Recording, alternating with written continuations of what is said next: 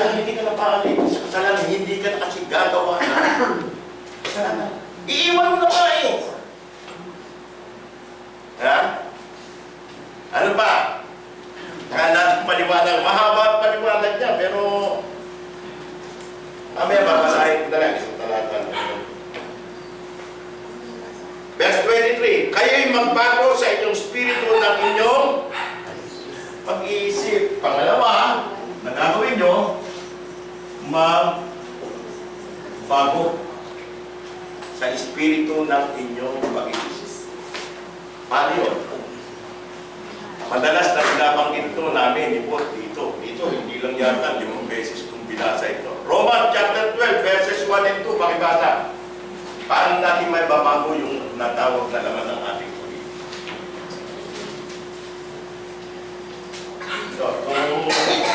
kaya magbago na tayo. Sa tinatakbo ng ating kaisipan, ibig sabihin, sa espiritu ng ating pag-iisip. Ano nakalagay sa Romans chapter 12, verses 1 and 2? Mr. Julie,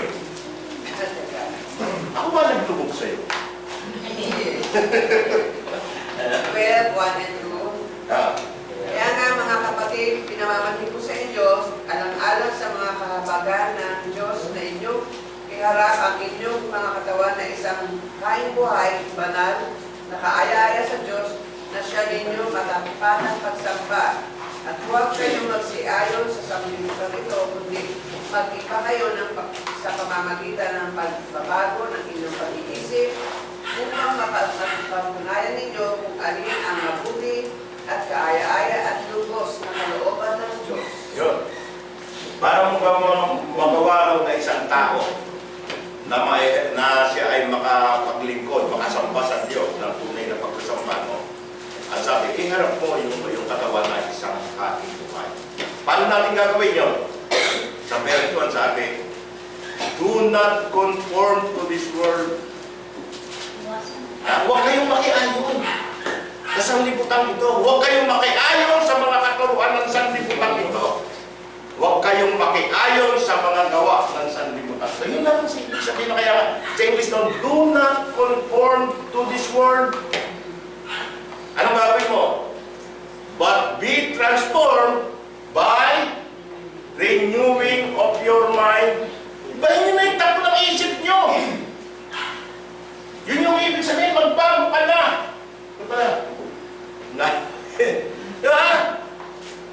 Bakit kailangan pa magbago? That you may prove to yourself what is good. Ano pa?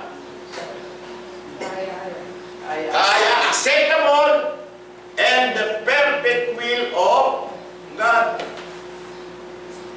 Ganun ang tinatawag na nagbabago ng kanyang pag-iisip. Hindi na umaayon sa sanlibutang ito, kundi nagbabago para siya mismo ang makapagpatunay sa kanyang sarili kung ano ang mabuti, kung ano ang aya-aya, at kung ano ang lubos na kalooban. Kaya hindi natin nalalaman yung perfect will of God eh. Yung may salita pang perfect, di ba? Yung lang will of God, hindi nakaintindihan ng tao. Yung kalooban ng Diyos. Dapat makita natin yun. Maintindihan natin, malaman natin ano ang kalooban ng Diyos. Doon sa chapter 12 na yun, nakita nyo, hindi lang basta kalooban ng Diyos, kundi the perfect will of God. You may prove it to yourself if you transform. Nagbago. Di mo na lang talagang iwan mo na yung dating pamumuhay mo. Magbabago ka na, nilalaman ng isip mo. Alisin mo na nga yung, sabi nga ni kapatid na kayo, yung mga salagubang, mga sapot sa isip mo. Yes. Baguhin mo na lahat. Yan, sabi mo. Tuloy, nandun pa rin tayo sa Efeso. Tingnan nyo, marami ito eh. Verse 24, magbihis ng bagong pagkatao na ayon sa Diyos, nilalang sa katwiran, sa kabanalan ng katotohanan. So, bagong tao na kayo talaga eh. Munay na kayo yung bago. tao. Bihin nyo na yung bagong tao kasi nilalang na kayo muli ng Diyos. Saan? Saan kayo nilalang ng Diyos? Andiyan, nakalagay sa Biblia. Para nakikita nyo. Sa katwiran, sa kabanalan ng doon na kayo, bago na kayo, bagong tao na kayo. Kaya nga lumakad na kayo sa panibagong buhay. Ibihin nyo na yung bagong pagkatao.